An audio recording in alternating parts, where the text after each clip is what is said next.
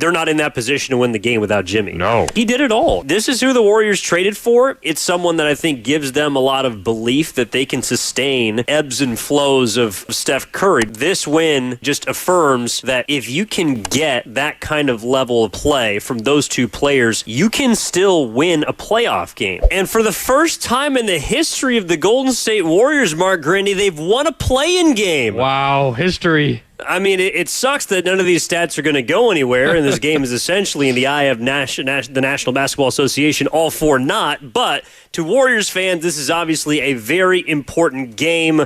A big game from Jimmy Butler, from Steph Curry, some questionable calls at best down the stretch. The Warriors find a way to survive. Jaren Jackson, Desmond Bane, Ja Morant, and the Memphis Grizzlies sending them to play the winner of the 9-10 game, and instead they secure a first-round postseason series, the 7th seed in the Western Conference, 121-116.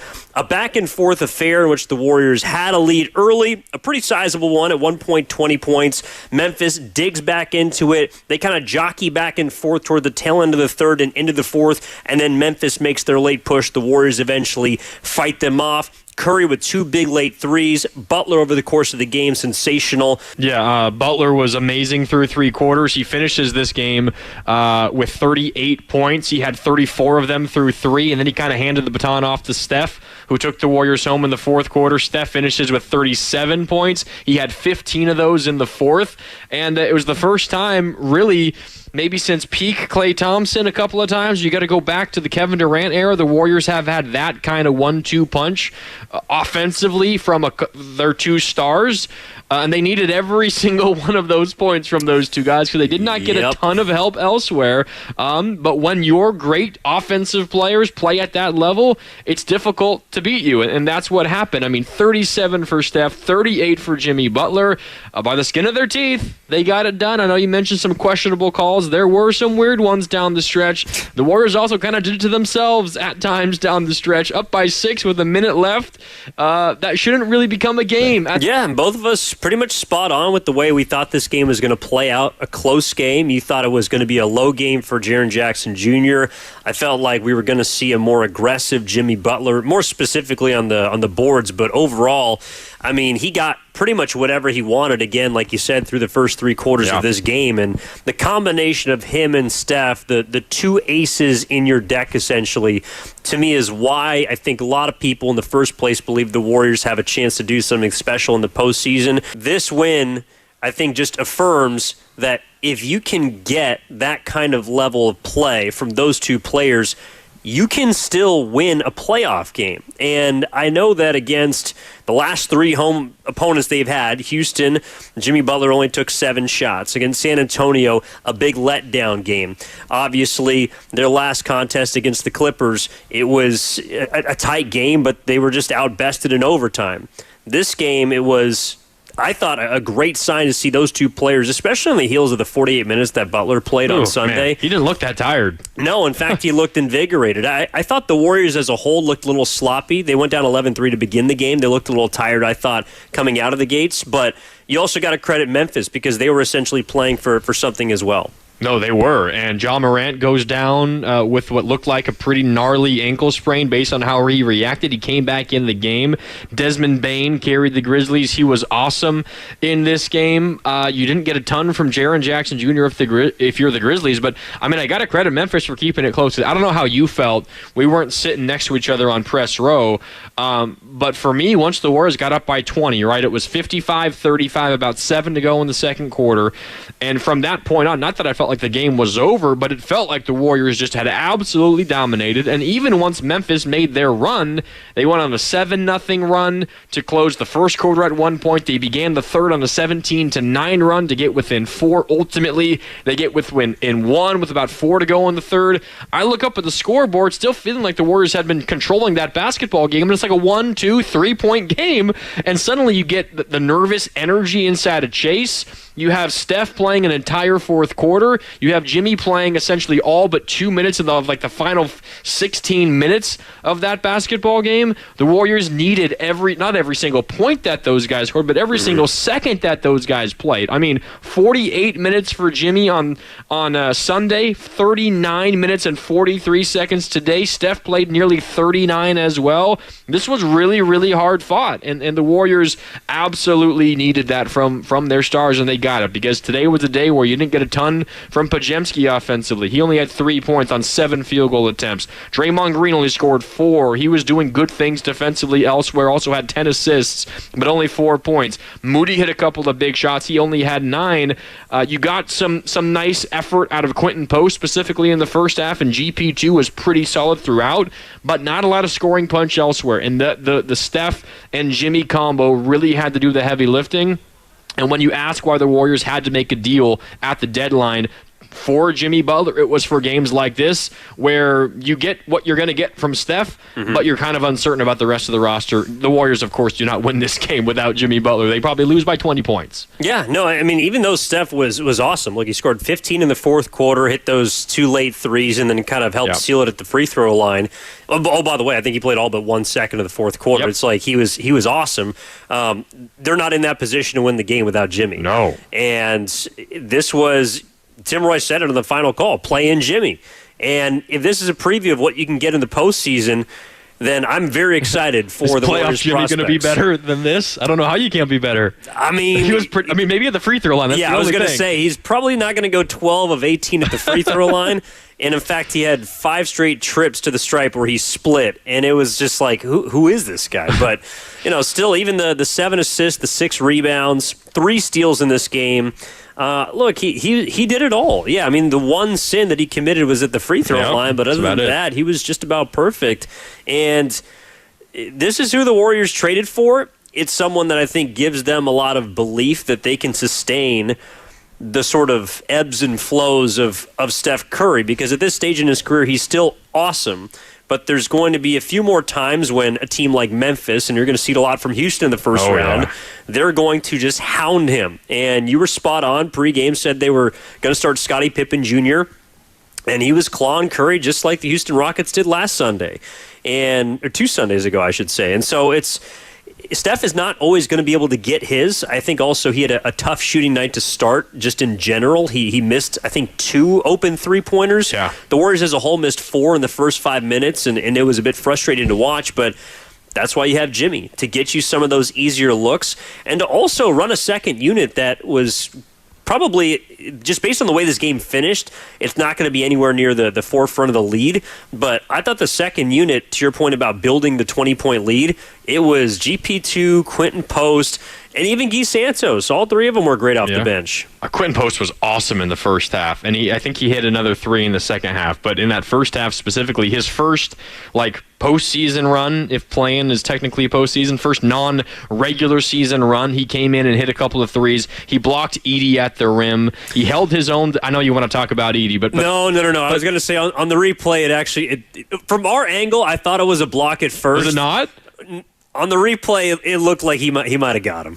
Oh, but they didn't call it. They didn't call it. Hey, he stood tall against a 7'4" big man. The refs blew worse calls later in the game. They did. So. Rookie on a rookie. But I thought Post, even if we forget about that block, I thought Post was awesome in this game. Guy Santos' energy, he was exactly what Steve Kerr was talking about pregame. Steve Kerr felt like he made a mistake by not playing Guy Santos on Sunday versus the Clippers. He plays Guy Santos. Guy immediately fights for an offensive rebound, gets the ball back, has an and one. He's diving on the floor for loose balls. I thought Quentin Post and Guy Santos, big energy boost for the Warriors. I also think it's interesting, Evan, how we're seeing this Warrior team develop. You mentioned in the non-Steph minutes and the bench squad led by Jimmy Butler, even when Steph is on the floor and when the Warriors are on the wrong side of a run, like what happened early in the third when Memphis went on a 17-9 run to begin the second half. They get back within 4. What do the Warriors do with Steph on the floor? They clear aside. They throw it to Jimmy. They say, Jimmy, go to work. He gets to the free throw line. He split the free throws, but he gets to the line.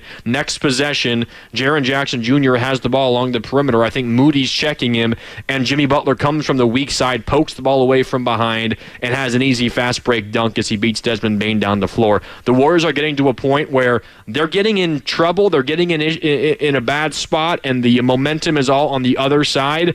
Even when Steph is on the floor, they're saying, all right, Jimmy, like, go do you. We're going to give you this ball. Be aggressive. This is your time to score. And tonight, he answered that call just about every single time he had the ball. Yeah, I mean, I think, and also, you have to credit Memphis. I think the reason why I never felt like they were out of the game was honestly the way that they finished the first quarter, when Desmond Bane had a couple of straight line drives off of two pods, missed threes, who didn't play particularly well in this game. And then Kennard hits the kind of buzzer beater at the end of the first. Yeah, 7-0 run. Yeah, and it goes from 13 down to 6 immediately. And so it's like, all right, well, they're probably going to have some sort of counterpunch, and that sort of continued throughout the game, even as the Warriors built their leads. But that's the way the postseason basketball goes. Teams are going to make runs. 20 points are not what they used to be in the NBA, and as much as you would love to see a team be able to sustain them, I thought that the Warriors, if anything, the reason why Memphis was able to make the kind of runs that they did in this game is because their role players stepped up when they needed to, and for the majority of the game, at least on the offensive end of the floor, Curry and Butler just did not have that much help. Yes, Gary Payton hit a couple of open threes, post to your point, had some three-point makes, but all of that was in the first half. Yeah. They really didn't get much from their bench in terms of scoring in the second half, and they just kind of got walked down by Memphis. Desmond Bane was awesome, especially in that third quarter when he had 11 points.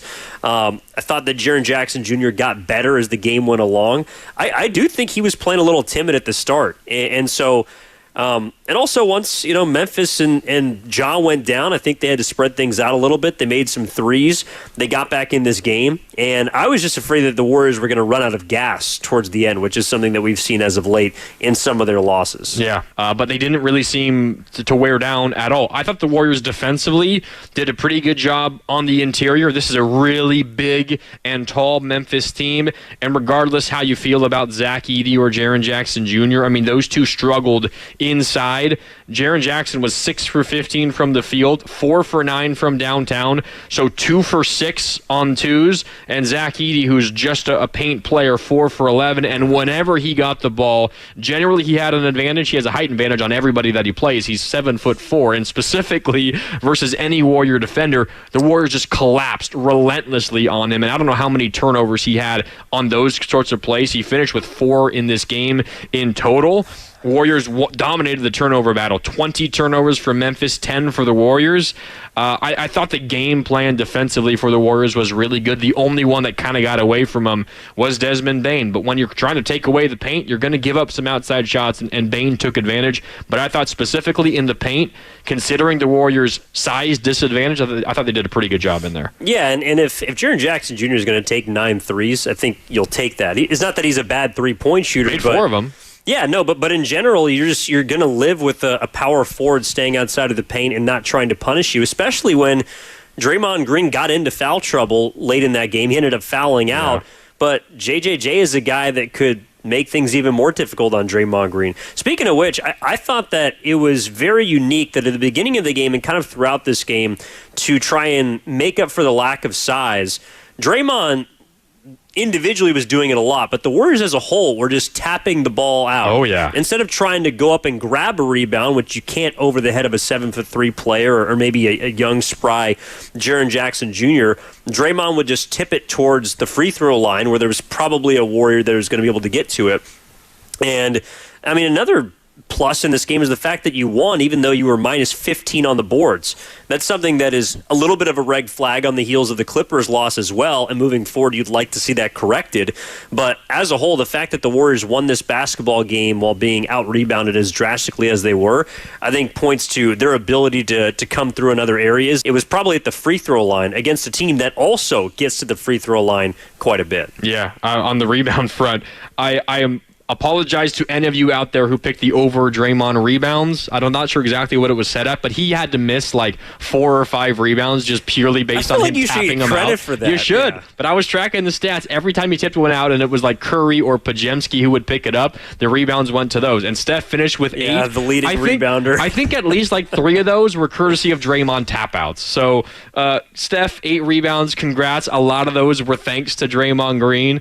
But it's a team effort, and that is kind of what defines Draymond Green, the basketball player. He is always willing to do all of that dirty work, and that was clearly, you pointed it out, we saw it very early, clearly part of the game plan against like a 6'11" Jaren Jackson and a 7'3", 7'4" Zach Edey. You're not going to out-jump them. You're not going to grab the ball away from them. Just tap it out. You've got more guards out there, quicker guys that can track it down, and it worked out. Despite you getting beat on the glass overall, that's probably going to happen versus this team. I didn't think it was... the Warriors could have been worse on the glass, I think, in this game than they were, considering the size disadvantage. Yeah, I mean, some of it also comes down to the Grizzlies just getting second chance opportunities off of missed shots at the rim. They took a lot of threes in this game, and they made a decent amount of their threes. But this is why Draymond probably had more than 6 rebounds in this game. Yes, like he no doubt was, to me, a double-digit rebounder the way that he played and created rebounding opportunities for other people. That's also why, I'm sorry, the 17 rebounds for Zach Edey to me are not that impressive. Oh, they don't count, huh? No, they don't. And in fact, his plus 6 doesn't count either. I thought Zach Edey stunk in this game for the most part, and people might disagree with me. The number that you need to look at for Zach Edey is the amount of field goals missed when you're 7'4" and a player on the other team is not rising above 6'10", and you miss 7 field goals, all of which are at the rim. The amount of bunnies that he could not put down, combined with on the other side, Jimmy Butler hunted him like a hawk. And pretty much whenever the Warriors had an opportunity to try and double team him to force the ball out of his hands in the paint or go at him on the other end, I thought they did a really good job of taking advantage of it. And I understand that's how Memphis plays, but I actually think that Edey hurt them in this basketball game. There was a point early in the third, and I guess I should rewind first because I'm with you. I love the way the Warriors attacked a matchup they felt they had an advantage in, and I feel like that's an area where maybe the Warriors of late haven't been the best at. They have since kind of changed their philosophy in that regard with Jimmy Butler because oftentimes they feel like they have a mismatch and one that is worth taking advantage of and one that pays off at a really high rate. But oftentimes I feel like they stick to their offense, they stick to the motion, they stick to their plan when you can just throw the ball into the post to your guy, let him go to work, and let him get a bucket or get to the free throw line. So I really like that and the way the Warriors, I think, are adapting their offense to Jimmy Butler. But I was also shocked that after what Jimmy Butler did in the first half against Zach Edey, that Memphis, started Zach Edey again to begin the second half and kept him guarding Jimmy Butler. It made no sense to me. And within 2 minutes of the third quarter, Jimmy had scored 4 points on him and drawn 2 more fouls on him. It was his 3rd and 4th fouls of the game. And I was thinking in that moment, when Zach Edey checked out with those 4 fouls early in the third, that actually might not be a good thing for Jimmy and the Warriors. Because as you mentioned, it was barbecue chicken every time Jimmy had the ball versus Zach Edey. They were plus 7 in the next 2 minutes without him. They immediately started to score. So, I know ultimately the stats suggest he was a plus 6 overall, but I'm with you. I thought Zach Edey had no positive impact on the Grizzlies, or a very minimal one at most. And it was to the point where him picking up 4 fouls early in the second half and him checking out, I felt like it was a negative for the Warriors.